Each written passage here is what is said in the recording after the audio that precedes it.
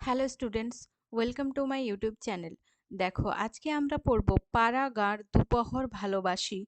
লিখেছেন জীবনানন্দ দাশ। কবিতাটি পাঠ করা শুরু করছি।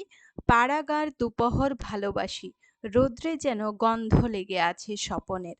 কোন গল্প, কি কাহিনী, কি স্বপ্ন যে বাঁধিয়াছে ঘর আমার হৃদয়ে, আহা কেউ তাহা জানে না কো, কেবল প্রান্তর জানে তাহা। আর ওই প্রান্তরের শঙ্খচিল তাহাদের কাছে যেন এ জনমে নয়, যেন ঢের যুগ ধরে কথা শিখিয়াছে এর হৃদয়। স্বপ্নে যে বেদনা আছে, শুষ্ক পাতা, শালিকের স্বর, ভাঙা মঠ, নকশা পেড়ে শাড়িখানা মেয়েটির রৌদ্রের ভিতর হলুদ পাতার মতো সরে যায় জল সিঁড়িটির পাশে ঘাসে। শাখাগুলো নুয়ে আছে বহুদিন, ছন্দহীন বুনো চাল তার।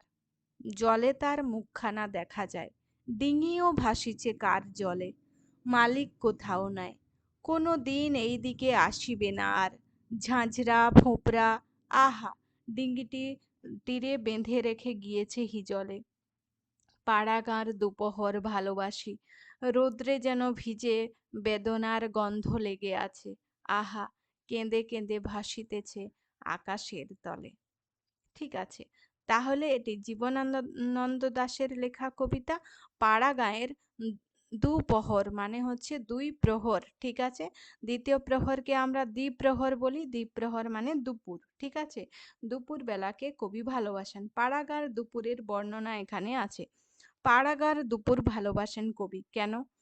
দুপুরে কি হয়, রোদ দেয়, অনেক বেশি রোদ। তো সেই জন্য বলছে রোদ্রে যেন গন্ধ লেগে আছে। কিসের গন্ধ? স্বপ্নের গন্ধ। কেমন স্বপ্ন? কোন গল্প, কাহিনী, কি স্বপ্ন হৃদয়ে কবি মনে মনে কি কি কি গল্প কাহিনী ভাবছেন, ঠিক আছে, কি স্বপ্ন দেখছেন, তা যেন সেই সেই গল্পের বা সেই কাহিনীর সেই স্বপ্নের গন্ধ যেন রৌদ্রে লেগে আছে। ঠিক আছে, তাহা কেউ জানে না কো। তাহলে কবির হৃদয়ে কি আছে তা কেউ জানে না, কেবল প্রান্তর জানে। প্রান্তর মানে খোলা মাঠ, মাঠ জানে। আর কে জানে? আর ওই প্রান্তরের শঙ্খচিল জানে।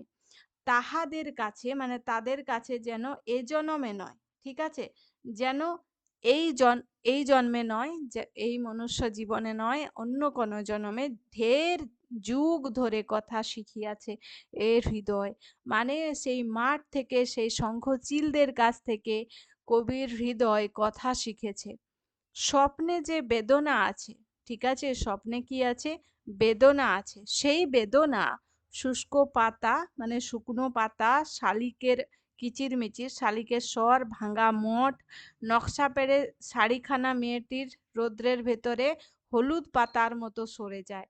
মানে এই সমস্ত কিছু হলুদ পাতার মতো সরে যাচ্ছে জল সিঁড়িটির পাশে ঘাসে।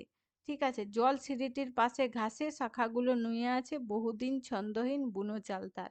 তাহলে জল সিঁড়ি কি? একটা নদী। সেই নদীর পাশে বুনো চালতা গাছের শাখাগুলো নুয়ে আছে। ঠিক আছে, বহুদিন ছন্দহীন ভাবে, ছন্দহীন ভাবে মানে একটা প্যাটার্ন অনুযায়ী যে ঝুলে থাকবে তা না, যেমন খুশি একটা ঝুলে আছে। ঠিক আছে, জলে তার মুখখানা দেখা যায়, জলে সেই চালতা গাছের মুখখানা দেখা যায়। ডিঙিও ভাসিছে কার জলে, কারো একটা ডিঙি সেই জলের জল সিঁড়ি নদীর আচ্ছা জল সিঁড়ির পাশে কি হচ্ছে, ডিঙিও ভাসছে। মালিক কোথাও নাই, মালিক কোথাও নেই সেখানে, সেই ডিঙিটার মালিক কোথাও নেই, কোনোদিন এদিকে আসিবে না আর। সেই ডিঙিটা নিতে তার মালিক কখনো আর আসবে না। ডিঙিটা কেমন ঝাঁঝরা হয়ে গেছে, ফোঁপরা হয়ে গেছে, মানে ভেঙে গেছে ডিঙিটা। ডিঙিটি ডিঙিটি রে বেঁধে রেখে গেছে হিজলে। ঠিক আছে, তাহলে একটা হিজল গাছে সেই ডিঙিটিকে বেঁধে রেখে গেছে। পাড়াগাঁয়ের দুপহর কবি ভালোবাসেন, রৌদ্রে যেন ভিজে বেদনার গন্ধ লেগে আছে।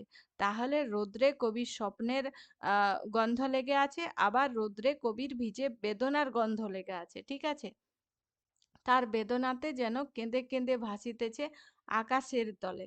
ঠিক আছে, সেই রৌদ্র যেন আকাশের তলে কেঁদে কেঁদে ভাসছে।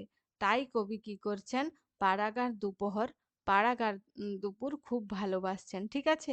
একটা পাড়াগার দুপুরের চিত্র বর্ণনা করা আছে এই কবিতাটিতে। আশা করি বুঝতে পেরেছ। যদি কোনো শব্দের অর্থ বুঝতে না পারো তাহলে আমাকে কমেন্ট সেকশনে জানাবে। এরপরে আমরা হাতে কলমে করব পরের ভিডিওতে। আজকের ভিডিওতে এই পর্যন্তই। ভিডিওটি শেষ পর্যন্ত দেখার জন্য অসংখ্য ধন্যবাদ।